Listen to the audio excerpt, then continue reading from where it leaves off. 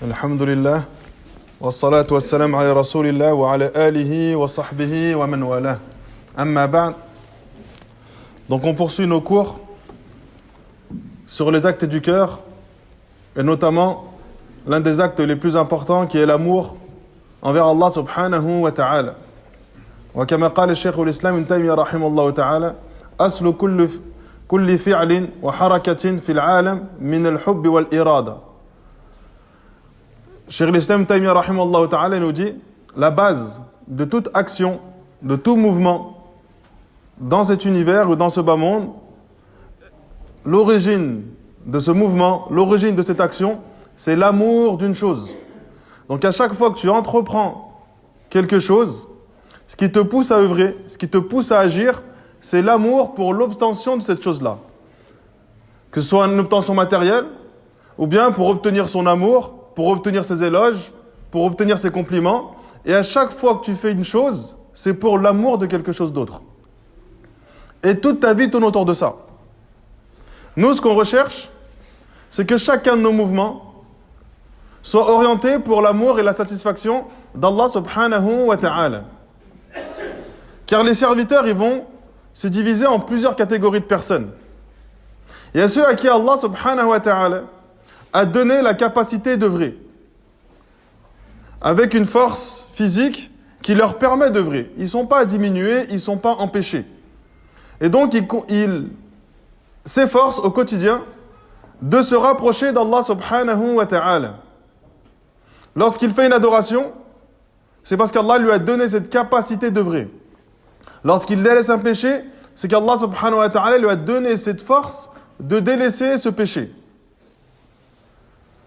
Et le serviteur, il lui est demandé à ce moment-là d'œuvrer pour courir à la satisfaction d'Allah subhanahu wa ta'ala. Sauf qu'il y en a parmi eux, cette force, cette volonté, ils l'utilisent fi al-fawahish, ma dhahara minha wa ma batan. Ils vont l'utiliser dans l'accomplissement des péchés, que ce soit les péchés apparents ou les péchés cachés. Ils vont l'utiliser dans tout ce qui déplaît à Allah subhanahu wa ta'ala. Donc à chaque fois qu'il est face à une désobéissance, il tombe dedans. Alors qu'Allah Azza wa Jal, de par sa miséricorde, il lui a donné la capacité, la volonté et la force d'œuvrer. Lui, cette force, cette capacité, cette volonté, il l'utilise dans autre chose que ce qu'Allah aime et agrée.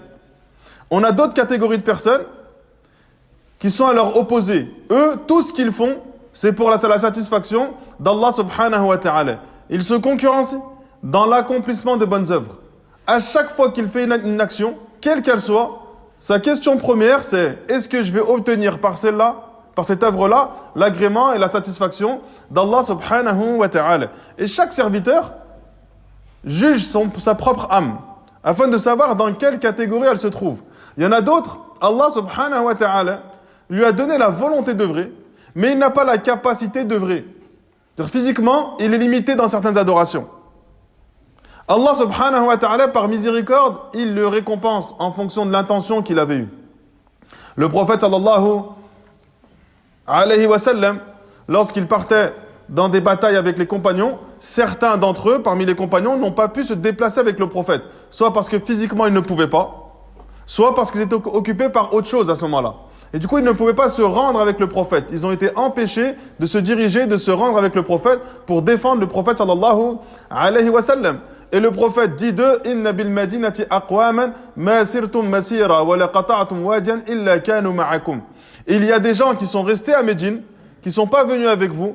Chaque pas que vous faites, chaque village que vous traversez, ils sont avec vous et présents avec vous.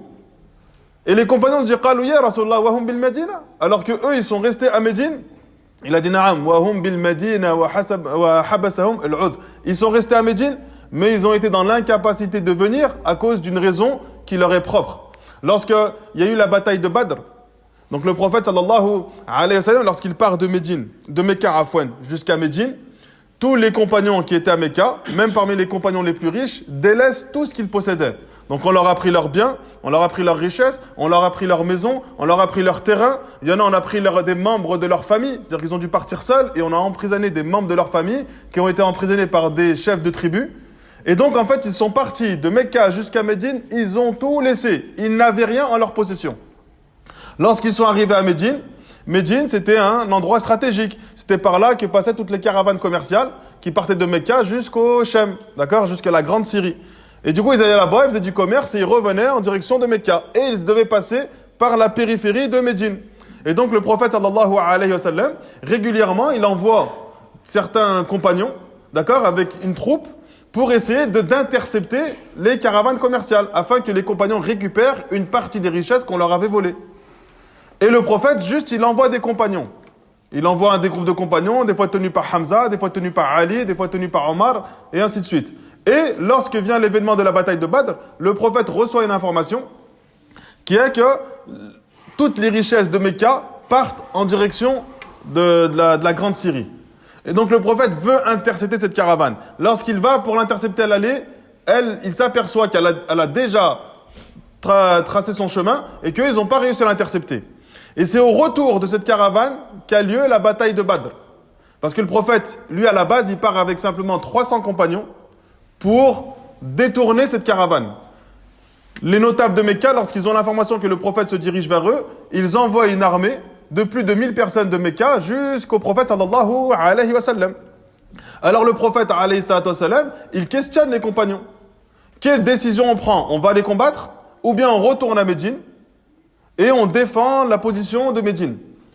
Et donc certains compagnons, ils ont pris la décision de se rendre avec le prophète sallallahu alayhi wa sallam pour combattre. Et certains d'entre eux, dont Sa'd ibn Mu'adh, dit au prophète sallallahu alayhi wa sallam: ô messager d'Allah, laisse-nous ici et toi retourne à Médine. Car à Médine, il y a des gens qui t'aiment autant que nous on t'aime, qui cherchent à te protéger autant que nous on cherche à te protéger, qui veulent faire le bien autant que nous voulions faire le bien. Sauf qu'ils sont restés à Médine parce qu'à aucun moment ils se sont imaginés qu'il allait y avoir une bataille. Pour eux, on était parti simplement pour détourner une petite caravane commerciale. Et donc ça indique qu'il y en a, ils ont la capacité d'œuvrer, mais Allah, dans certains moments de leur vie, ne leur a pas donné la possibilité et la capacité. Il y en a d'autres, ils ont ni la volonté de faire le bien, d'accord, et ni la capacité de faire le bien. Et ils ont même la volonté de faire le mal et Allah leur donne l'incapacité de faire ce mal. C'est-à-dire qu'en fait, lui, il est limité physiquement, mais dans son cœur, il a grave envie de faire le péché. Lui, c'est le pire. C'est-à-dire qu'Allah, il lui donne l'incapacité physique, au lieu de changer son intention, et qu'Allah Azza wa Jalla l'a empêché de faire un péché, parce que physiquement, il n'en est pas capable, mais son cœur le désire. Donc le premier, ceux qui ont la capacité d'œuvrer et qui l'utilisent dans les péchés, ils sont blâmés par Allah subhanahu wa ta'ala. Et ils sont sous la menace de la colère d'Allah Azza wa Jalla. Et il a tout ce qu'il faut lui pour œuvrer, mais il l'utilise dans la désobéissance. Les deuxièmes, eux, ils ont la capacité d'œuvrer, ils ont une forte volonté à œuvrer, à faire le bien, et ils l'utilisent que dans le bien. Eux, ils sont récompensés par Allah Azza wa Jalla, et ils reçoivent de longues éloges de la part de notre Seigneur Allah Azza wa Jalla. Il y en a d'autres, Allah leur a donné l'incapacité, mais leur cœur, il a grave envie d'œuvrer. Mais malheureusement, parfois, ils ont du mal. Et parfois, ils n'y arrivent pas. Eux, ils sont récompensés par Allah pour l'œuvre qu'ils ont effectuée. Et il y en a d'autres, ils ont la volonté de faire des péchés, mais Allah subhanahu wa ta'ala leur donne l'incapacité. C'est-à-dire qu'ils ont envie de faire le péché, ils ont envie de faire la désobéissance, ils ont envie de faire prendre la voie qui les emmène vers la colère et l'enfer de notre Seigneur Allah subhanahu wa ta'ala. Et il n'y a pas d'autre catégorie de personnes. Regarde dans quelle catégorie tu fais partie.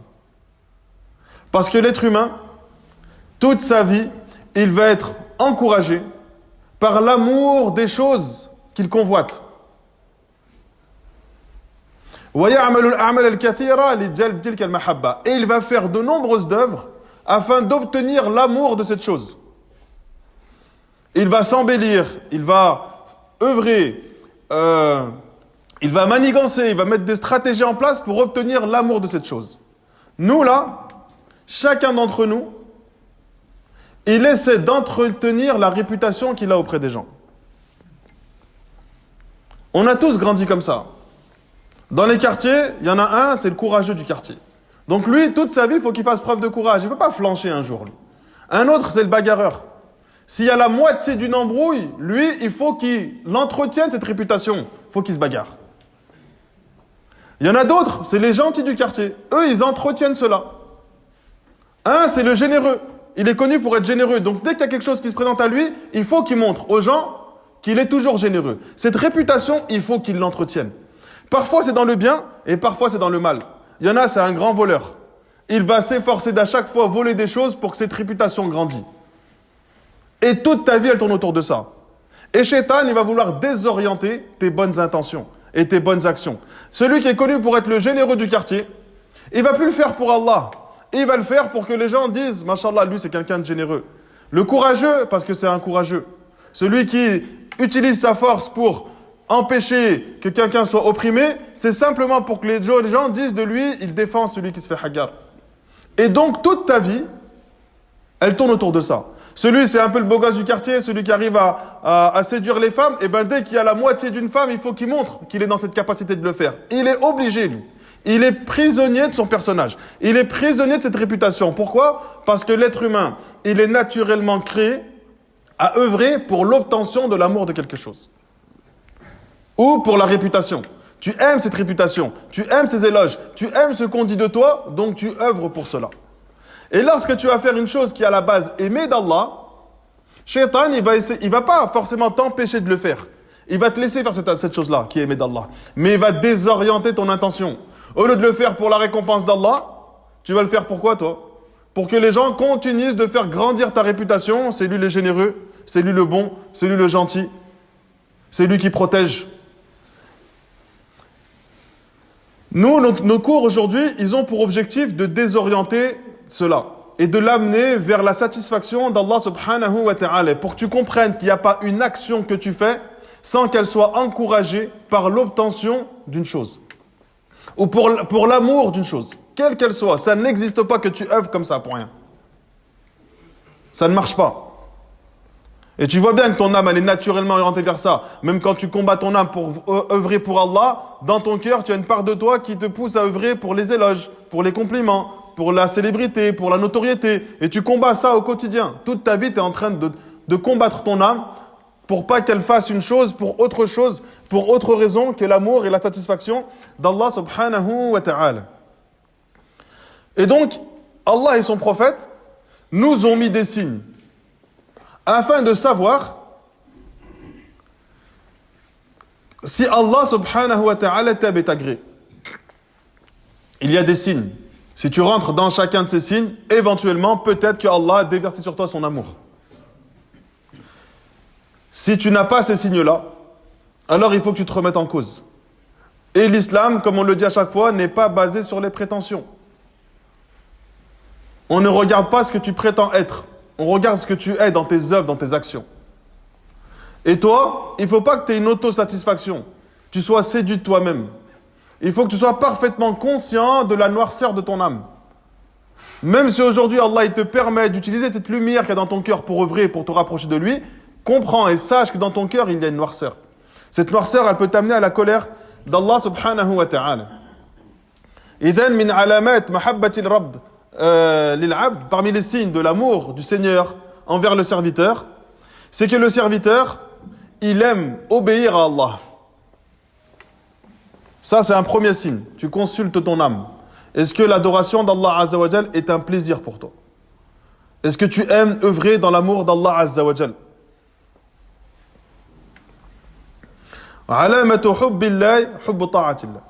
Les signes de l'amour d'Allah sont l'amour de l'obéissance à Allah Azza wa Jal, l'amour de la mention et de l'évocation d'Allah Azza wa Jal. Ce serviteur, il ne peut prouver son amour pour Allah s'il ne fait aucune adoration. C'est pas vrai.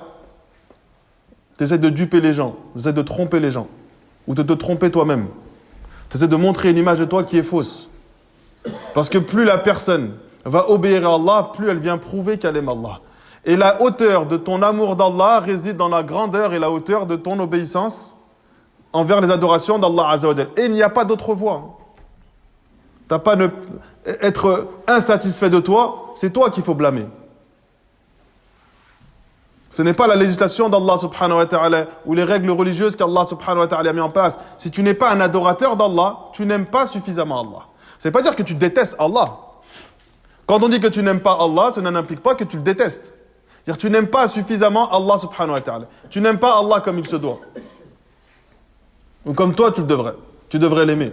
Donc premier signe, c'est que tu regardes comment tu es face aux adorations d'Allah subhanahu wa ta'ala.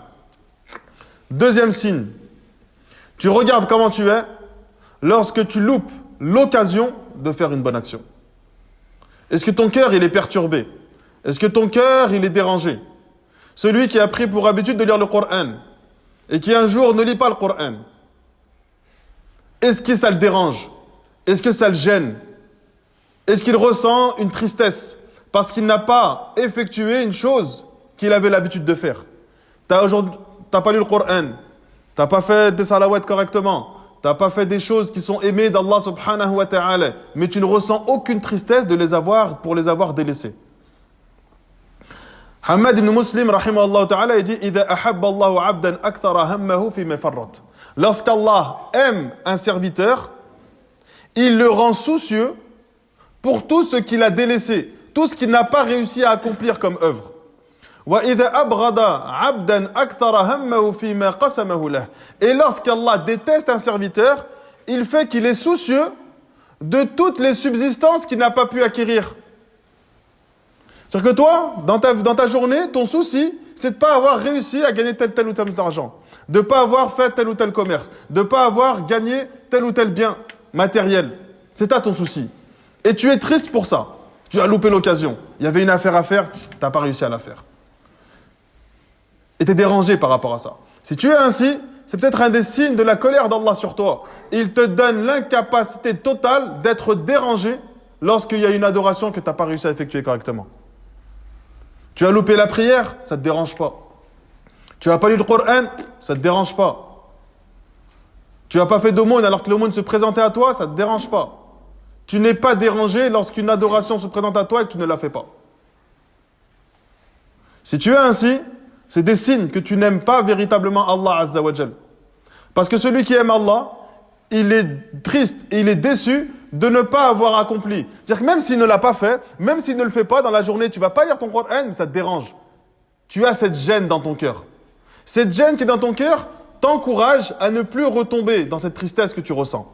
Et donc le lendemain, tu vas vouloir essayer de le faire. Même si le lendemain tu ne le fais pas, tu as quand même cette tristesse. Ça te dérange, ça te ronge, tu n'arrives pas à l'accepter. Et tu vas y chercher pourquoi Allah t'empêche de faire cela. Celui qui n'arrive pas à faire une adoration, c'est parce qu'il a un péché qui l'empêche de faire cette adoration. Celui qui n'arrive pas à lire le Coran, c'est parce qu'il y a un péché qui l'empêche de lire le Coran. Lorsque tu essaies de fournir les efforts pour une adoration et que tu n'y arrives pas, c'est parce qu'il y a un péché qui t'empêche. À ce moment-là, il faut que tu aies une remise en question, tu cherches quelle est la faille, quel est le défaut, quelle est la désobéissance qui t'empêche de plus te rapprocher d'Allah subhanahu wa ta'ala. Celui qui veut savoir s'il aime Allah, alors qu'il regarde s'il entre dans les caractéristiques qu'Allah subhanahu wa ta'ala aime. Allah dans le Coran, il nous cite de nombreuses caractéristiques, on va les mentionner après. Allah il aime les repentants, Allah il aime les bienfaisants, Allah il aime les endurants. Si toi à chaque fois qu'Allah il mentionne qu'il aime un être, ou qu'il aime une adoration, ou qu'il aime une caractéristique, est-ce que toi tu rentres dedans? Si tu rentres pas dedans, c'est parce qu'Allah peut-être ne t'aime pas. Parce que lorsque l'amour que tu vas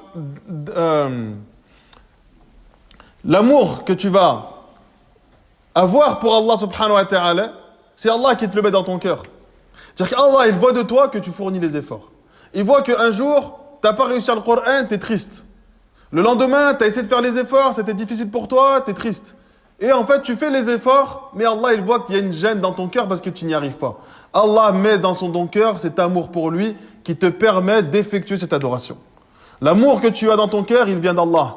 Et donc, il faut que tu le demandes à Allah subhanahu wa ta'ala. Celui qui n'a pas ça en lui, qui se rend compte que finalement, il n'aime pas véritablement Allah Azza wa Jal, ou il n'aime pas Allah comme il se doit, et que son amour pour Allah, c'est peut-être que des prétentions, alors qu'il comprenne qu'Allah, il a mis des moyens qui te permettent de renforcer cela, qui te permettent de te rapprocher de lui. Le premier moyen, c'est al-fara'id, c'est que tu mettes en application les ordres d'Allah, simplement ce qu'Allah t'a rendu obligatoire. Toi, tu ne cherches pas forcément à faire plus. Tout ce qu'Allah a rendu obligatoire, tu le mets en application. Tout ce qu'Allah a interdit, tu le délaisses. C'est la première étape. Il y en a, ils n'arrivent pas à se lever pour la prière du Fajr. Et il a de l'ambition pour se lever la nuit et prier. Mais déjà, l'obligation, tu n'y arrives pas. Tu ne l'as pas concrétisé, tu n'es pas constant. Un jour tu te lèves, un jour tu te lèves à 10h, un jour tu te lèves à 11h, un jour tu te lèves tôt. Déjà, ce qui est obligatoire, tu n'arrives pas à le faire. Pourquoi tu ambitionnes de faire plus? Il y en a, ils ne donnent même pas la zakat et ils viennent et disent ouais, je vais faire une aumône. Mais déjà, l'obligatoire, tu ne le donnes pas. Pourquoi tu vas t'orienter vers quelque chose qui est moins important que la chose obligatoire? Donc le premier moyen d'atteindre l'amour d'Allah, c'est de faire ce qui est obligatoire pour toi. Une fois que tu as concrétisé la base de ce qui est obligatoire, là, tu entreprends les choses qui sont meilleures. Allah nous dit dans un hadith qudsi, Man aada li waliyan faqad adantuhu bil harb. Celui qui prend mon allié pour ennemi, alors je lui déclare la guerre. Wa ma taqarraba ilayya 'abdi bi shay'in. Donc comment tu fais pour devenir un allié? Donc Allah, il commence son discours par ça. Celui qui prend un de mes alliés pour ennemi, alors je pars en guerre contre son ennemi. Tu comprends, toi, que lorsque tu te rapproches d'Allah, tu te mets sous la protection d'Allah. Personne ne peut te causer du tort. Et même s'il te cause du tort, tu as un cœur qui est totalement apaisé. Il n'arrive pas à atteindre. Il n'arrive pas à te rendre triste. Il n'arrive pas à te rendre soucieux. Parce qu'Allah te protège. C'est pas simplement il te protège physiquement. Il protège ton cœur d'être perturbé, impacté par le mal qu'on te fait. C'est ça la vraie protection. Si Allah te protège physiquement, mais ton cœur il est perdu, tu n'es pas protégé. Parce qu'il y en a, ils se posent la question, comment ça se fait qu'il y en a, ce sont des alliés d'Allah et ils sont éprouvés dans leur corps physiquement. Il est éprouvé, mais son cœur, il est totalement apaisé. Chaque chose qui le touche est une occasion pour lui de se rapprocher d'Allah Azza wa Jal. C'est de cette manière-là dont Allah te protège. En fait, il protège ton cœur d'avoir des doutes. Il protège ton cœur d'avoir de la colère contre son Seigneur. Il apaise ton cœur. Tu es dans une difficulté, mais tu es bien. Ça ne te dérange pas. Allah, il t'enlève un bien financier, ça ne te dérange pas. Parce que cet argent, il est dans ta main, il n'est pas dans ton cœur.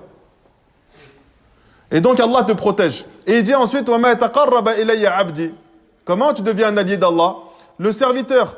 وَمَا تَقَرَّبَ إِلَيَّ عَبْدِي بِشَيْءٍ أَحَبَّ إِلَيَّ مِمَّا افْتَرَضْتُ عَلَيْهِ أو مِمَّا افْتَرَضْتُهُ عَلَيْهِ. La chose par laquelle tu vas te rapprocher d'Allah le plus et dont Allah aime le plus, c'est en mettant en pratique, en application les choses obligatoires. Donc la première chose que tu fais, c'est tu fais les choses obligatoires. C'est les adorations les plus aimées d'Allah, c'est ce qui est obligatoire. Il y en a, ils vont se fatiguer à faire le tarawih et délaisser les prières obligatoires. Il a délaissé une chose qui est plus aimée d'Allah que le tarawih. Il vient même pas pour le Isha, il vient pour le tarawih. Il dit c'est bon, j'ai un peu le temps, je vais rentrer avec l'imam et je vais mettre l'intention du Isha. Alors que la prière obligatoire, il a délaissé. Donc il vient pour le tarawih et il délaisse sa prière obligatoire.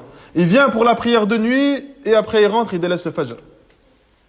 La chose la plus aimée d'Allah, les choses les plus aimées d'Allah sont les actes obligatoires. Donc toi, il faut que tu t'efforces de faire ce qui est obligatoire dans un premier temps. Ensuite, Allah nous dit وَمَا يَزَالُ عَبْدِي يَتَقَرَّبُ إِلَيَّ بِالنَّوَافِلِ حَتَّى أُحِبَّهُ. Ensuite, le serviteur, une fois qu'il a fait tout ce qui est obligatoire, il fait ce qui est méritoire. Il fait les actes supplémentaires.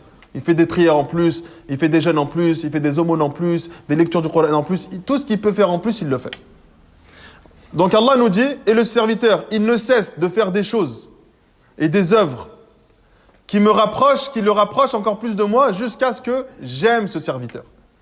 فَإِذَا أَحْبَبْتُهُ كُنْتُ سَمْعَهُ الَّذِي يَسْمَعُ بِهِ وَبَصَرَهُ الَّذِي يُبْصِرُ بِهِ وَيَدَهُ التي يبطش بها ورجله التي يمشي بها ولئن سألني لأعطينه ولئن استعاذني لأعيذنه وما ترددت عن شيء أنا فاعله ترددي عن نفس المؤمن يكره الموت وأنا أكره مساءته. Allah dit lorsque le serviteur il continue à faire de plus en plus d'œuvres méritoires, Allah subhanahu wa ta'ala il va se mettre à l'aimer fortement. Il va tellement l'aimer qu'Allah va devenir l'oreille avec laquelle il entend, l'œil avec lequel il voit, la main avec laquelle il prend, les pieds avec lesquels il marche. Ça veut dire quoi ça? Qu'est-ce qu'on comprend? Est-ce que Allah il entre en toi? Est-ce qu'on doit comprendre ça? Qu'est-ce qu'on comprend de ce hadith? Lorsqu'Allah te dit, il devient l'oreille avec laquelle tu entends, l'œil avec lequel tu vois, la main avec laquelle tu touches, le pied avec lequel tu diriges. T'as dit quoi? Il te facilite? Ah, plus précisément. Facilite à œuvrer que pour lui. Facilite à œuvrer que pour lui. Non.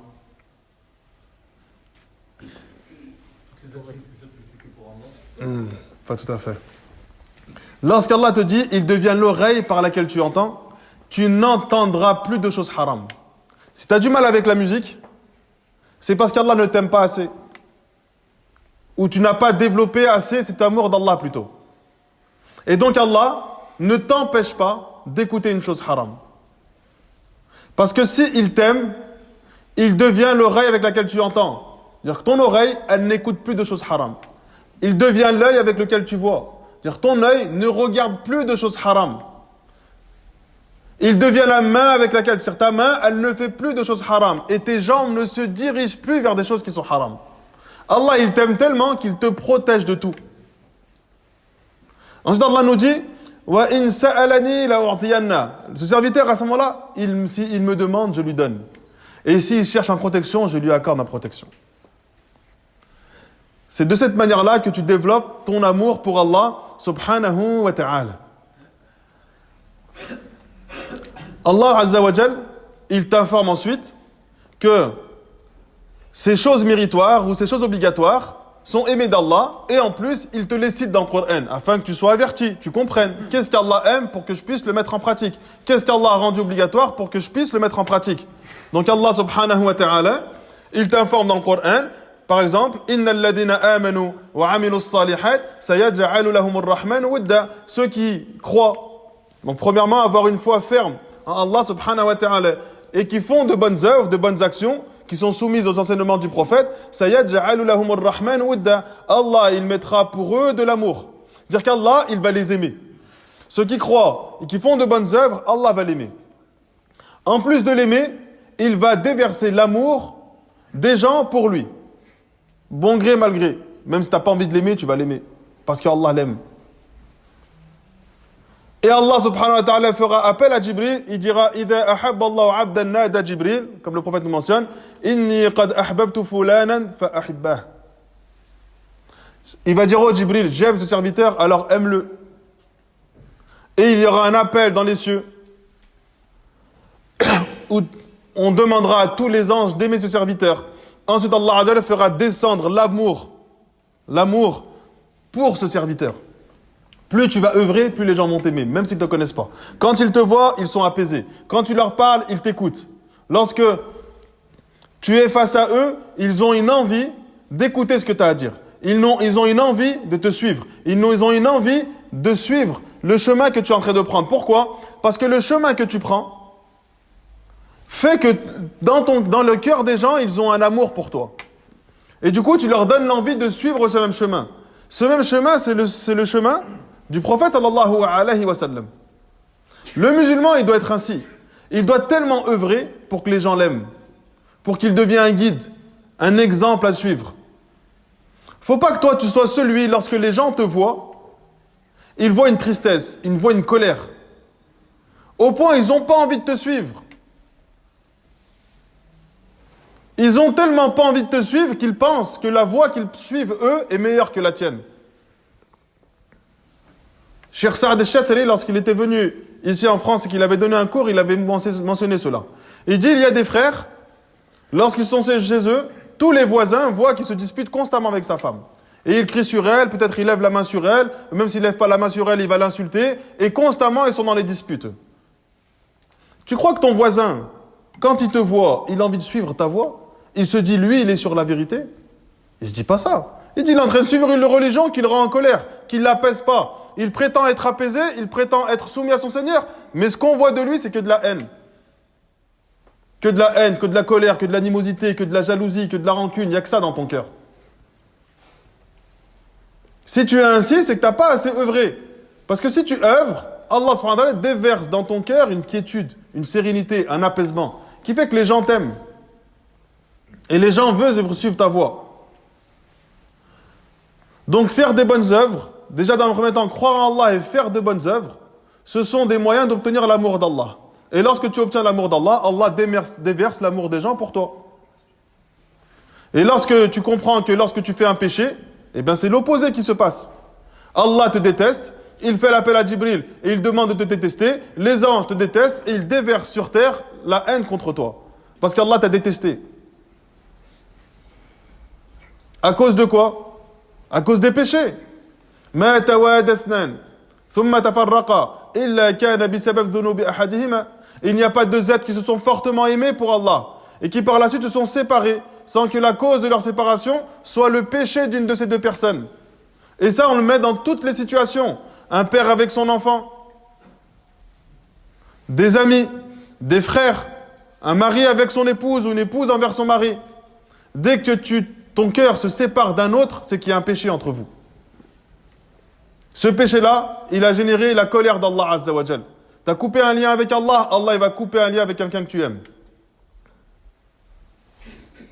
Celui qui œuvre dans le bien, il peut recevoir ce qu'Allah a dit à Moussa wa alqaytu alayka mahabbatan minni. Donc Allah Azza wa Jal a mis dans le cœur de Moussa l'amour pour Allah parce que Allah l'a aimé. Wa ahsinu inna Allah yuhibbul muhsinin, et soyez bienfaisants car Allah aime les bienfaisants. Donc toi toute ta vie, tu vas savoir que pour obtenir l'amour d'Allah, il faut que tu sois un bienfaisant. Inna Allah yuhibbut tawwabin wa yuhibbul mutatahhirin. Certes Allah aime les repentants. Et il aime ceux qui se purifient. Celui qui se repent, c'est celui qui sait qu'il va tomber obligatoirement dans une désobéissance. Cette désobéissance, il la fait rapidement suivre par un repentir. Il revient vers Allah, même lorsqu'il a des manquements, même lorsqu'il a des failles. Wallahu yuhibbul mutahhirin. Allah aime ceux qui se purifient. Il purifie leur âme de toute forme de shirk, de toute forme de mécréance, de toute forme d'innovation, de toute forme de péché. Son âme, il passe son temps à la purifier. Pour qu'il se présente auprès d'Allah subhanahu wa ta'ala wa qalbuhu salim, avec un cœur parfaitement sain et parfaitement pur. Inna Allah yuhibbul muttaqin. Et certes, Allah aime ceux qui le craignent. Celui qui craint Allah, c'est celui qui met une barrière entre lui et le châtiment d'Allah. Cette barrière qu'il a mis, c'est les adorations et le délaissement des péchés. Il n'y a pas d'autre barrière. Si tu veux te protéger du châtiment d'Allah, tu veux te protéger de l'enfer d'Allah, il faut que tu sois quelqu'un qui craigne Allah. Celui qui craint Allah, c'est celui qui se protège de quelque chose. Dans la langue arabe, c'est comme ça qu'on le comprend. Et donc, il se protège du châtiment par l'accomplissement des bonnes œuvres et le délaissement des interdits. Wallahu yuhibbus sabirin. Allah aime les endurants, Allah aime les patients. Tu patientes quand tu as entrepris une adoration. Cette adoration-là, elle va être lourde, elle va être dure. Parfois, tu vas réussir à la faire, des fois, tu vas délaisser. Si toi tu es ainsi, tu n'as pas patienté. Un jour tu pries pas. Un jour tu jeûnes pas. Un jour tu lis le Coran, un jour tu lis pas le Coran. Cette adoration-là, tu ne patientes pas face à celle-ci. Donc toi tu n'es pas véritablement patient parce que tu forces pas ton âme à rester constant. Tu es patient face au péché. Si un jour tu fais le péché, le lendemain tu le délaisses, un jour tu le fais, le lendemain tu le délaisses, tu n'es pas véritablement patient. Tu n'as pas forcé ton âme à s'empêcher, à s'interdire le péché de manière constante. Et tu ne patientes pas face au décret d'Allah. Allah, il t'envoie une épreuve, un destin qui est un petit peu douloureux pour toi, et tu te mets en colère contre Allah. Et tu te questionnes, mais pourquoi Allah, lui, il ne méritait pas cela? Pourquoi Allah, il m'a envoyé cette épreuve? Pourquoi Allah, il a fait mourir mon enfant, il aurait dû me faire mourir moi? En fait, tu remets en question les plans parfaits d'Allah pour ta vie à toi. Et tu penses que si c'était entre tes mains, tu aurais fait mieux qu'Allah. Tu n'as pas été patient. Même si l'épreuve, tu l'as surmontée. Pourquoi tu l'as surmonté? Parce qu'elle est là, elle est là. Quelqu'un qui est malade, il est malade, il ne peut rien faire de toute façon. S'il guérit, il guérit. Mais ce qu'il y a eu dans son cœur pendant toute cette maladie, c'est ce qui vient prouver qu'il a accepté ce destin d'Allah ou pas. Eh bien Allah, il aime les patients, il aime les endurants. Comment tu peux être endurant et obtenir l'amour d'Allah si tu n'es pas éprouvé? Comment tu peux patienter face à l'épreuve si tu ne reçois pas d'épreuve? Allah, il te donne l'occasion à travers une épreuve d'atteindre un haut degré d'amour de la part d'Allah. C'est un moyen qu'il te donne à toi. C'est une faveur, c'est un mérite, c'est un honneur qu'Allah te fait. Toi, tu vois cette épreuve comme une colère d'Allah sur toi. Tu commences à désespérer de la miséricorde d'Allah, tu commences à t'éloigner d'Allah. Oui, là, si tu es ainsi, c'est une punition d'Allah. Allah veut t'éloigner de lui. Mais Allah, il te donne l'opportunité de faire une action qui va te valoir une grande récompense, qui est l'amour d'Allah. Cet amour d'Allah, tu vas l'avoir, pourquoi? Parce que tu vas rentrer parmi les endurants et les patients. Tu ne peux être patient que si tu es touché par l'épreuve. Tu ne peux pas patienter face à quoi? Si tu n'es pas éprouvé. Comment tu veux surmonter l'épreuve? Comment tu veux me prouver à Allah que cette épreuve-là, tu l'acceptes dans le destin d'Allah subhanahu wa ta'ala? Wallah yuhibbul mutawakkilin. Ou plutôt, inna Allah yuhibbul mutawakkilin. Certes, Allah, ceux qui placent leur confiance en lui. Et quand il entreprend une chose, il sait que la réussite de cette chose est entre les mains d'Allah. Elle est entre les mains de personne d'autre. Il n'y a que Allah qui peut te l'accorder. Il te demande d'exceller dans la cause. Ensuite, le résultat, il est entre ses mains. Et toi, tu places ta confiance en Allah en te disant que j'ai excellé, mais il est possible que j'ai aucun résultat. Et du coup, ton cœur, il est complètement mis entre les mains de ton Seigneur Allah subhanahu wa ta'ala. Et tu vas, dans le même temps, faire tout ce qu'Allah tu vas délaisser afin tout ce qu'Allah déteste. Inna Allah la yuhibbul mufsidin. Certes, Allah n'aime pas les criminels, n'aime pas les pervers, ceux qui dépassent les limites d'Allah. Lorsque Allah, il a donné un honneur aux croyants, un honneur aux gens, lui, il dépasse cela. C'est-à-dire qu'il va toucher à l'honneur des gens, au-delà de ce qu'Allah lui permet. Ces gens, ils ont des biens, lui, il va prendre ses biens. Donc, il va dépasser les limites d'Allah envers les biens des gens. Ces gens, leur sang, il est sacré, il va faire couler leur sang, donc il va dépasser les limites d'Allah subhanahu wa ta'ala dans cette sacralité. Et là, tu es un mufsid, tu es quelqu'un qui répand la perversion et le mal sur terre. Wallahu la yuhibbul fasad. Et Allah n'aime pas la turpitude, n'aime pas le mal qui se répand sur terre. Et donc, lorsque tu es un serviteur qui cherche à obtenir l'amour d'Allah subhanahu wa ta'ala, tu vas regarder ton âme face aux actes obligatoires et face aux actes qui sont méritoires. Et tu vas regarder ton âme. Est-ce que ton âme, elle fait l'effort de chercher ce qu'Allah aime pour pouvoir être dedans? Est-ce que ton âme va faire l'effort de chercher ce qu'Allah déteste pour voir si toi, tu en fais partie? Si tu marches dans cette vie, vive la vie, comme si de rien n'était, t'es insouciant. Cette insouciance, ça va t'amener au châtiment d'Allah Azza wa Jal. Parce que tu te remets jamais en question. Quand tu as un bienfait, tu ne cherches pas à savoir si ce bienfait-là, tu l'as utilisé dans l'adoration. Lorsque tu es dans le péché, tu ne cherches pas à savoir si ce péché-là, il a causé des choses néfastes dans ta vie. Tu es là, toi, tu calcules rien. Tu vis, c'est tout. Comme un animal. La seule différence entre toi et l'animal, c'est que toi, tu as une raison. Et que lui, il est dicté par ses pulsions et son instinct, c'est tout. Et on voit des êtres humains qui agissent presque comme les animaux. Lorsqu'il fait un enfant, c'est un simple géniteur, lui. Il est là juste pour poser sa semence. Ni il cherche à l'éduquer, ni il cherche à lui parler, ni il cherche à l'enseigner, ni il cherche à faire de lui quelqu'un de meilleur. Juste il est là. C'est un père, il est là pour nourrir ses enfants. Mais un animal, il le fait, ça. Il n'a pas de raison et il le fait. Il y a quoi de mieux entre toi et l'animal? Si lorsque tu fais un enfant, tu le laisses traîner. Tu lui inculques aucune bonne chose. Ça ne veut pas dire que parce que tu as fait ce travail-là, qu'Allah va déverser sur lui la guider. C'est entre les mains d'Allah, mais au moins fournis l'effort. Au moins fais de lui un bon musulman. Quelqu'un, quand il voit ton enfant, il dit lui, c'est un bon musulman. Quand les gens te voient, il dit lui, c'est un bon parent. Il fait l'effort. Même lorsque ton enfant va dévier, la cause ne sera pas contre toi, parce qu'ils ont vu que tu as fait les efforts. Tu n'es pas un simple géniteur. Parce que tu as fait les efforts pour faire ce qu'Allah aime. Et tu entreprends tout ce qu'Allah subhanahu wa ta'ala.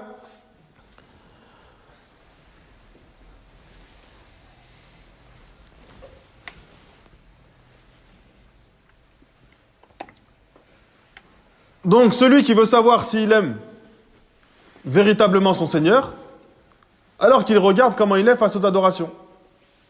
Et notamment, face à sa façon de suivre le prophète. Allah nous dit قُلْ إِن كُنْتُمْ تُحِبُّونَ اللَّهَ فَاتَّبِعُونِ. Dis, ô Mohammed, si vraiment vous prétendez aimer véritablement Allah, alors suivez-moi. Si vous me suivez, يُحْبِبْكُمُ اللَّهُ. Allah vous aimera en retour. C'est une condition. C'est la condition pour obtenir l'amour d'Allah. C'est que tu obéisses à Allah selon les enseignements du prophète Mohammed sallallahu alayhi wa sallam. Ton suivi du prophète, il est rattaché à l'amour d'Allah pour toi.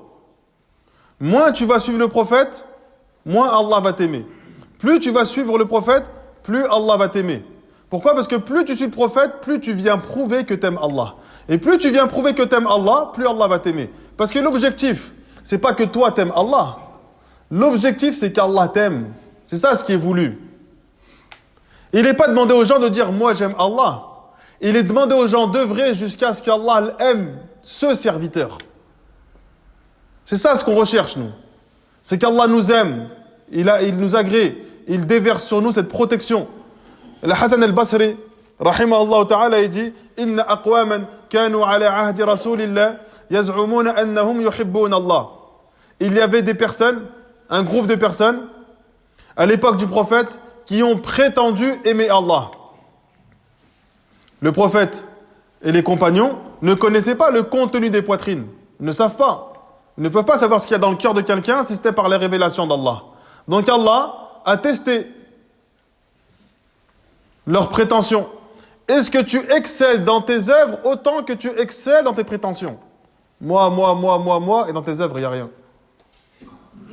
Et donc, Allah les a testés. فَأَرَادَ اللَّهُ أَنْ يَجْعَلَ لِقَوْلِهِمْ تَصْدِيقًا مِنْ عَمَلٍ. Allah a voulu tester, d'accord, la véracité de leurs paroles à travers des œuvres. Allah a révélé, قُلْ, dit, si véritablement vous aimez Allah, فَاتَّبِعُونِي, alors suivez-moi. Le suivi du prophète vient prouver ton amour pour Allah subhanahu wa ta'ala. Ibn Kathir rahimahullah ta'ala dit هذه الآية الكريمة حاكمة على كل من ادعى محبة الله.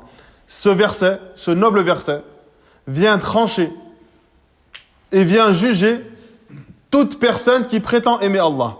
وَلَيْسَ هُوَ عَلَى الطَّرِيقَةِ الْمُحَمَّدِيَّةِ, sans qu'il ne soit dans le même temps dans le chemin du prophète Muhammad sallallahu alayhi wa sallam. Si il prétend aimer Allah et qu'il suit une autre voie que le prophète, فَإِنَّهُ كَاذِبٌ فِي دَعْوَةِ, il ment dans sa prétention d'aimer Allah subhanahu wa ta'ala.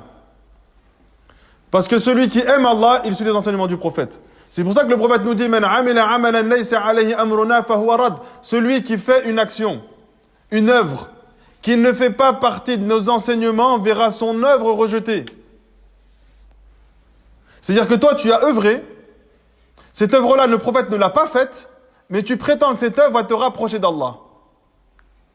Ni tu viens prouver que tu as aimé Allah, ni tu viens prouver que tu as suivi le prophète Muhammad sallallahu alayhi wa sallam. Qul ati'u Allah wa rasul. Dis obéissez à Allah et à son messager. Fa in tawallaw fa inna Allah la yuhibbul kafirin. Si tu te détournes, si il se détourne, alors sachez que certes Allah n'aime pas les mécréants. Celui qui se détourne de la voie du prophète, il prend un chemin vers la mécréance. Ça ne veut pas dire qu'il sort de l'islam. Il prend une voie qui est totalement à l'opposé de la voie du prophète Muhammad sallallahu alayhi wa sallam. Et donc toute personne qui prétend aimer Allah, le signe qui vient prouver cette prétention, c'est de sa manière de suivre le prophète. Nous, on ne connaît pas ce qu'il y a dans les cœurs. On ne le sait pas, ça. C'est Allah qui le sait. Mais il y a des signes qui viennent montrer si cette personne-là aime Allah ou pas. On ne va pas dire que lui, forcément, il déteste Allah. On va dire que lui, il a des signes en lui qui fait qu'il n'aime pas assez Allah. Lorsque le prophète sallallahu alayhi wa sallam est mort, il y a eu une grande épreuve pour Abu Bakr, qui est devenu le prince des croyants. C'est que les gens sont sortis de l'islam. Une fois que le prophète est mort, ils sont sortis de l'islam. C'était des personnes, en fait, qui avaient une forme d'hypocrisie dans leur cœur et qui suivaient le prophète simplement pour obtenir des faveurs du prophète. Une fois qu'il est mort, il n'y a plus cet intérêt qui est présent. Alors on retourne vers ce qu'on était. Omar radiallahu anhu, il dit, avant, lorsque la révélation était présente, on pouvait juger les gens en fonction de ce qu'il y avait dans leur cœur. Parce que Allah révélait au prophète qui était l'hypocrite de qui ne l'était pas. Et le prophète, il a donné à Hudhayfa ibn al-Yaman une liste de noms dans lequel il y avait tous les hypocrites. Ceux qui prétendaient être musulmans, mais que dans leur cœur, ce n'étaient pas des musulmans. Simplement, ils voulaient profiter des musulmans. Et le prophète, il dit à Hudhayfa, cette liste, tu ne la dévoiles à personne. Le nom qui est dans cette liste, tu ne le donnes à personne. Les gens sont partis voir le prophète, ils ont dit au messager d'Allah, pourquoi tu ne les chasses pas? Pourquoi tu les laisses eux? Le prophète a dit, je ne veux pas les chasser, pour pas que les gens disent que le prophète combat ses propres compagnons. Vu que les gens ne connaissent pas le contenu des poitrines. Si quelqu'un rentre dans l'islam et qu'il voit qu'il est chassé par le prophète, Plus personne ne voulait rentrer dans l'islam. Comment on rentre dans l'islam et en plus ils nous chassent? Donc le prophète les laisse, ces hypocrites, volontairement, pour pas empêcher d'autres de rentrer dans la religion d'Allah subhanahu wa ta'ala. Mais il informe les compagnons que le prophète n'est pas dupe. Ils ne peuvent pas tromper et trahir le prophète. Simplement, il les laisse comme ça, volontairement. Parce qu'il a une liste de noms. Omar, radiallahu anhu, il va auprès de Hudhayfa. On pourrait se penser que Omar, il y va pour savoir qui est hypocrite et pour aller lui régler son compte. C'est ce qu'on pourrait penser du hadith. Sauf que Hudhayfa a dit à Omar, le prophète m'a demandé de ne pas dévoiler les noms. Omar lui dit, moi je ne suis pas là pour savoir qui fait partie de ces noms et pour aller le réprimander. C'est pas ça mon objectif. Qui est dans cette liste pour pouvoir le réprimander? Moi, je veux savoir si j'y suis dedans, c'est tout. La seule chose que je voulais voir dans cette liste, c'était mon nom ou pas. Et Hudhayfa lui dit, tu n'en fais pas partie. Donc ce qui vient prouver ta véracité de ton mensonge concernant l'amour d'Allah, c'est ton suivi du prophète. C'est ça. Et nous, en tant que croyants, on sait, en fonction de ce que les gens montrent, si ce sont de bons musulmans ou de mauvais musulmans. On le voit. Et Omar dit ensuite, avant à l'époque du prophète, on jugeait les gens selon ce qu'il y avait dans leur cœur. Maintenant que le prophète est mort, on va juger les gens sur leur apparence. Ce qu'ils montrent. Si quelqu'un est constamment dans la désobéissance, constamment dans le péché, il triche, il vole, il ment, il ne fait pas la prière, il ne fait pas d'aumône, il ne fait rien de bien. Il ne peut pas dire moi j'aime Allah. C'est où les preuves de ton amour d'Allah Azza wa Jal? Quand tu aimes une femme, tu te lèves à 2h du matin pour aller répondre à son appel. Et ta mère, elle te dit achète-moi d'une baguette, tu te plains. Ah, j'ai la flemme. Par quoi? Parce que tu l'aimes. Tu veux lui montrer que tu l'aimes. Donc tu vas tout faire pour ça. Si tu ne fais rien pour montrer ton amour d'Allah, c'est que tu ne l'aimes pas. On ne dit pas ça pour te mépriser. Parce que chacun juge sa propre personne. Mais on te dit ça pour que toi, tu fais une introspection. Tu parles à ton âme. Je suis qui en fait auprès d'Allah? Est-ce que je fais partie de ceux qui aiment Allah subhanahu wa ta'ala ou pas? Certains salafs disaient qiwamul mahabba muwafaqat al-habib fi jami' al-ahwal. Ce qui vient, les piliers de l'amour d'Allah Azza wa Jal, c'est le fait d'être en conformité avec les enseignements de notre bien-aimé, le prophète sallallahu alayhi wa sallam, dans chacune de nos œuvres. C'est de cette manière-là que tu viens prouver ton amour pour Allah subhanahu wa ta'ala. D'autres salafs ont dit, le cœur, il s'oriente naturellement vers une chose qu'il aime. Et il est impacté vers une chose qu'il aime. Il devient presque le servant de cette chose qu'il aime. Mais lui, dans ses actes apparents et dans ses actes cachés, tout ce qu'il fait, c'est pour l'amour de cette chose-là. Nous, ce qu'on veut, c'est orienter cela vers qui? Vers Allah subhanahu wa ta'ala, tout en étant conscient qu'on a des manquements. C'est-à-dire que tous les bienfaits qu'Allah a déversés sur nous ne sont pas suffisants. Notre amour d'Allah, il n'est pas à la hauteur de tout ce qu'il a fait comme bienfait pour nous. Le prophète sallallahu alayhi wa sallam nous dit, chaque serviteur, il a 360 articulations. Ça, c'est un miracle du prophète. Il donne cette information il y a plus de 1400 ans. Et les médecins l'ont découvert il n'y a pas si longtemps que ça. Donc il dit, chaque serviteur, il a 360 articulations. Et il doit faire une aumône pour chacune de ces articulations. Et il dit ensuite, l'aumône n'est pas simplement dépense de l'argent. Dire subhanallah, c'est une aumône. Dire alhamdulillah, c'est une aumône. C'est-à-dire que il faut que tu fasses 360 choses bénéfiques pour avoir été reconnaissant juste pour ta création et un de tes bienfaits. Le prophète, alayhi salatu wassalam, il priait toute la nuit jusqu'à que ses pieds s'écorchent et que du sang coule de ses pieds, de ses talons. Aïcha radiallahu anha, elle le voit. Elle a dit, oh mais c'est d'Allah, pourquoi tu fais tout ça? Alors qu'Allah, il t'a pardonné tes péchés passés et il te protège de tomber dans des péchés dans l'avenir. Donc tu n'as pas besoin d'œuvrer, tout est pardonné déjà. Et le prophète lui dit, afala akunu abdan shakura, est-ce que je ne serai pas un serviteur reconnaissant? Est-ce que je ne vais pas être reconnaissant envers Allah pour ce bienfait qu'il m'a donné de m'avoir pardonné tous mes péchés passés et mes péchés futurs? Tu œuvres par reconnaissance envers tous les bienfaits qu'Allah a déversés sur toi.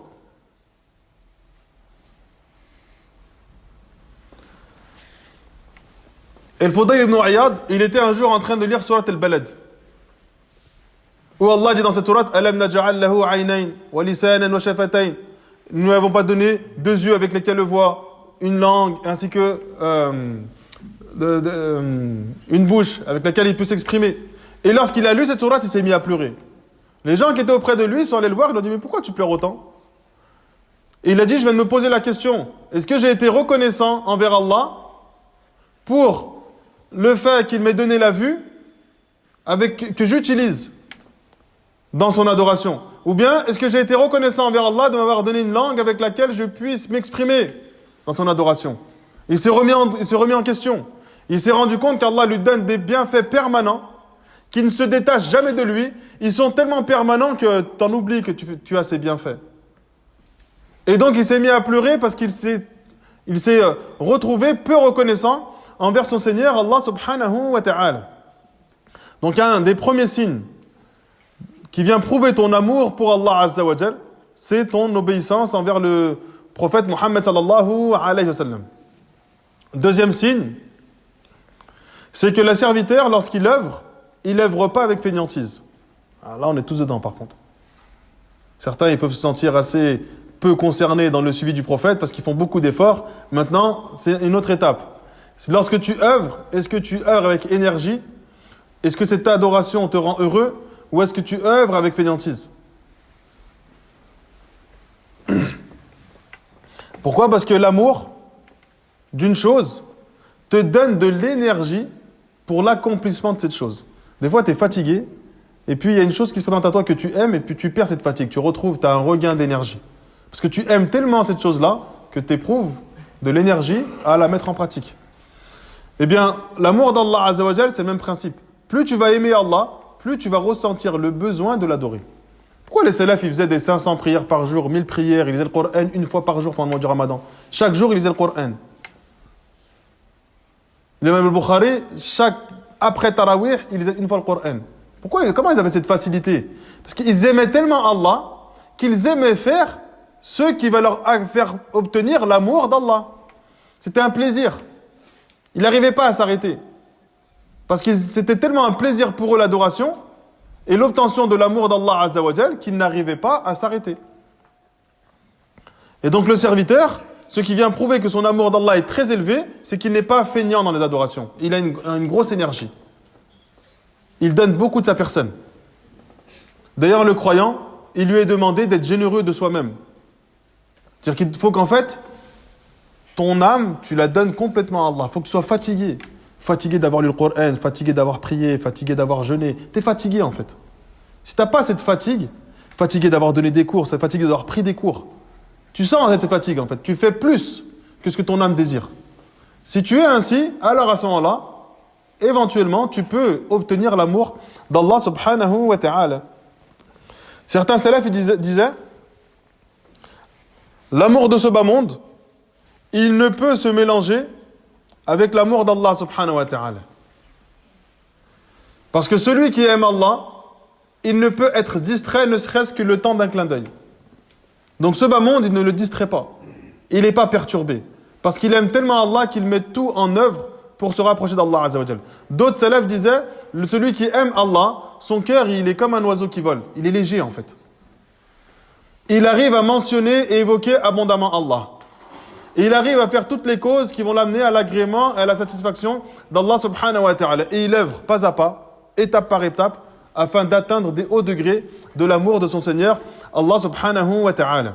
Troisième signe qui te montre que tu aimes Allah, c'est que tu respectes les interdits d'Allah, les limites mises en place par Allah subhanahu wa ta'ala.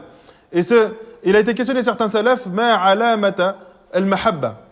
Ma alamatul mahabba. Quels sont les signes de l'amour qu'on a pour Allah subhanahu wa ta'ala? Et ils ont dit tarku ma tuhib liman tuhib. Tu délaisses ce que ton âme aime pour celui que tu aimes.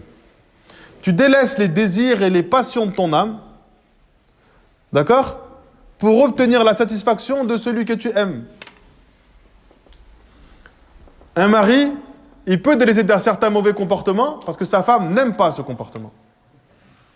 La seule chose, je parle beaucoup de mariage, la seule chose, pour ceux qui ont l'habitude de mes cours, je fais beaucoup de parallèles avec le mariage. La seule chose qui t'a encouragé à délaisser cette chose-là, C'est parce que ta femme ne l'aimait pas. Et chacun peut-être est concerné par ça.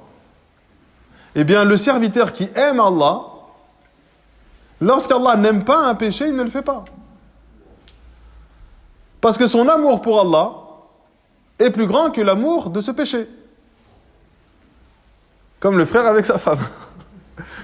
Il a tellement pas envie que sa femme lui prenne la tête qu'il va délaisser. L'amour de la tranquillité est plus aimé pour lui que l'amour de l'accomplissement de cette chose-là, qu'elle n'aime pas. Et bien ça, en fait, walillahil mathalul a'la. Cet exemple, tu le mets en application dans ta relation avec ton Seigneur, Allah subhanahu wa ta'ala. Quatrième chose, c'est que tu vas détester tout ce qu'Allah déteste. Et tu vas aimer tout ce qu'Allah aime. D'accord ? C'est-à-dire que celui qui prétend aimer Allah, il ne peut pas aimer les choses qu'Allah déteste. Il ne peut pas aimer un péché, lui. Ça va à l'encontre de l'amour d'Allah. Il ne peut pas aimer ceux qui sont dans le péché. C'est pas possible. Donc quand Allah, il déteste les pécheurs, tu ne peux pas l'aimer. Tu vas tout faire pour qu'il sorte de l'épreuve dans laquelle il est, du péché dans lequel il est. Tu ne l'aimes pas parce que tu vas le mépriser, avoir de l'arrogance, de la condescendance, et tu vas lui montrer que toi et lui, vous n'êtes pas pareils. Que lui, c'est à moins que rien, et toi, tu es quelqu'un qui a tout compris. T'agis pas comme ça. T'aimes pas le péché dans lequel il est. T'aimes pas la chose qu'il est en train de devenir. Et du coup, tu fais l'effort pour le faire sortir de cela. Tu as tellement de la miséricorde pour lui que tu fais tout le nécessaire pour le sortir de cette désobéissance. Et tu le regardes avec deux yeux. Comme Ibn Qayyim a dit, et cela a été repris par de nombreux savants, notamment Cheikh Al-Uthaymin, rahimallahu ta'ala. Ayn al-shar' wa ayn al-qadr. Toute personne que tu côtoies, qui est dans un péché, une épreuve, une difficulté, tu le regardes avec ces deux yeux. L'œil de la législation. Ce péché-là, c'est quelque chose qui est détesté d'Allah. Tu vas pas dédramatiser le péché. Ouais, mais c'est pas grave, Ma'alish. Non, il fait une chose qui est détestée d'Allah. Cette chose-là, tu ne l'aimes pas. Lui, il ne devrait pas l'aimer. Cet œil-là, si tu regardes le serviteur qu'avec cet œil-là, tu vas le mépriser, lui. Parce que tu vois dans le péché. Donc tu diras, lui, franchement, il est méchant nul. Il sert à rien. Et tu as une arrogance, une condescendance. Lorsqu'il parle, même lorsqu'il dit quelque chose de positif, tu le calcules même plus. Et ça, tu vas l'avoir avec tes propres parents, avec les membres de ta famille, avec les gens de ton entourage. Surtout ceux qui sont nouveaux dans leur implication religieuse. Ils ont une forme de mépris naturel. C'est la première étape vers la science. Ça, tout le monde passe par ça. Les ulama le mentionnent. Ibn Jawzi le mentionne, Ibn Qayyim le mentionne, Cheikh Al-Uthaymin l'a mentionné récemment. La première étape de ta science, c'est le mépris des autres. C'est-à-dire que t'acquiers une connaissance que les autres n'ont pas. Donc, tu vas le mépriser. Tu vas œuvrer religieusement, tu vas atteindre une arrogance. C'est la première étape. Si tu ne la combats pas, tu restes ancré et englué dans cette étape-là. Parce que tu regardes les gens qu'avec un seul œil, l'œil de la législation. Toi, tu te sens meilleur que les autres parce que ce qu'ils font, toi, tu ne le fais pas. Et ce qu'ils ne font pas, toi, tu fais comme adoration. Donc, il faut que tu aies l'autre œil. Aynul qadr. L'œil de l'empathie, la peine, la miséricorde, la tristesse. Tu sais que si Allah il avait voulu, toi, tu serais comme lui déjà. وَاجْعَلْ لِقَلْبِكَ مِقْلَتَيْنِ عَيْنًا مِنْ خَشْيَةِ الرَّحْمَنِ بَاكِيَتَيْنِ وَلَوْ شَاءَ رَبُّكَ لَكُنْتَ أَيْضًا مِثْلَهُ فَالْقَلْبُ بَيْنَ أُصْبُعَيْنِ مِنْ أَصَابِعِ الرَّحْمَنِ. Ibn Qayyim dit dans le Nouniya, mets dans ton cœur deux yeux qui pleurent par crainte d'Allah Azza wa Jal lorsqu'il mentionne ceux qui sont dans les péchés. Si Allah l'avait voulu, tu serais comme lui. Parce que les cœurs sont entre les doigts, parmi les doigts d'Allah Azza wa Jal. Donc tu as l'œil de la compassion. Cet œil de la compassion fait que tu ne le méprises pas. Fait que tu n'as pas d'arrogance, tu n'as pas de condescendance, tu n'es pas orgueilleux. Et cet œil de la compassion fait que tu es triste pour lui. Alors tu fais tout ton possible pour le sortir de ce péché. Et celui qui agit ainsi, lui, il peut atteindre l'excellence. Parce qu'il œuvre dans le bien sans mépriser les autres. Il apprend sa religion sans mépriser les autres. Si tu n'es pas ainsi, tu vas rentrer une science dans ton cœur qui va te corrompre. Tu vas rentrer des adorations dans ton cœur qui vont te corrompre.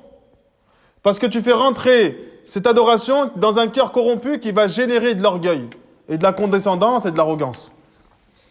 Eh bien, un des signes de l'amour d'Allah du serviteur, c'est qu'il aime tout ce qu'Allah aime et qu'il déteste tout ce qu'Allah déteste. Il va détester le péché parce qu'Allah le déteste. Il va aimer l'adoration parce qu'Allah aime. Même si son cœur, il aime ce péché, il se met à le détester. Même si son cœur, il a de l'aversion et de la difficulté pour cette adoration, il va se mettre à l'aimer. Parce que Allah subhanahu wa ta'ala aime cette chose-là. Abu Hazim, rahimahullah ta'ala, il dit il y a deux choses. Si les serviteurs les mettent en application, il va obtenir par cela les bienfaits de ce bas monde et les bienfaits de l'au-delà. Il supporte ce qu'il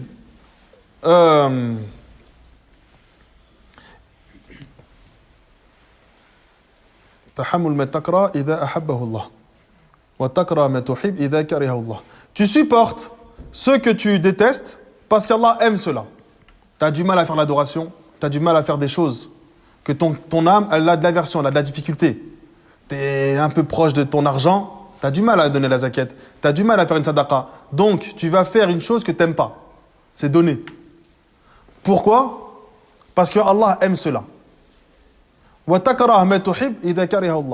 Et tu vas détester une chose que tu aimes, tu vas détester le péché, alors que tu aimes ce péché, simplement parce que Allah subhanahu wa ta'ala le déteste. Et donc toute ta vie, elle tourne autour de ces principes. Et on va finir avec ça. Parmi les signes aussi de ton amour pour Allah, c'est que tu as une quiétude, une sérénité naturelle dans ton cœur. Ça, c'est un signe d'amour d'Allah Azza wa Jal. Même lorsque tu es seul, et tu ressens un besoin parfois d'être seul pour être dans l'adoration d'Allah subhanahu wa ta'ala. Tu ressens un apaisement, tu ressens une quiétude, tu ressens une sérénité dans ton lien que tu crées avec ton Seigneur Allah Azza wa Jal. Où que tu sois, tu es apaisé. L'épreuve, n'importe laquelle qui te touche, tu es apaisé. Parce que tu comprends. Tu comprends le but de ton existence sur terre. Et qu'Allah va t'éprouver, et que cette épreuve va te ramener une proximité avec Allah, va t'apporter une proximité avec Allah. Donc tu es apaisé. T'aimes pas, mais tu es apaisé. On avait dit que lorsque tu es face à l'épreuve, il y a deux catégories de personnes qui sont louables, deux qui sont aimées. Celui, lorsqu'il est face à l'épreuve, il surmonte l'épreuve. Il l'accepte. Il fait les causes pour surmonter cette épreuve. Mais lui, si tu lui donnes le choix, il dit « Moi, je préfère ne pas la vivre. Cette épreuve-là, elle est dure. Si je peux ne pas la vivre, je ne la vis pas. Si on peut l'enlever, on l'enlève. » Mais lorsqu'elle est là, il ne désespère pas. Il ne se met pas en colère. Il surmonte. Et on a un haut degré, c'est lorsque l'épreuve est là, il demande à Allah à ce qu'elle reste. Il ne veut pas qu'elle parte. Parce qu'il comprend qu'Allah lui donne de l'intérêt. Il comprend qu'Allah veut le purifier. Il comprend qu'Allah veut l'élever en degré. Donc il ne reconnaît, il ne vit le bonheur qu'à travers l'épreuve. Lui, c'est parce qu'il a développé un amour d'Allah dans son cœur qui lui a apporté une tranquillité à chaque instant, dans chaque situation.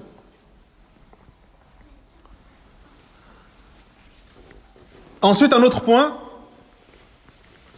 lorsque tu veux savoir si tu aimes véritablement Allah et si Allah t'aime en retour, c'est que lorsqu'Allah te donne une chose, tu es heureux. Et lorsqu'Allah te prive d'une chose, tu es heureux. Tu n'es pas heureux que lorsqu'Allah te donne. Il te donne des bienfaits et tu es content. Et puis lorsqu'il te prive, tu es dégoûté. Tu ressens un manque.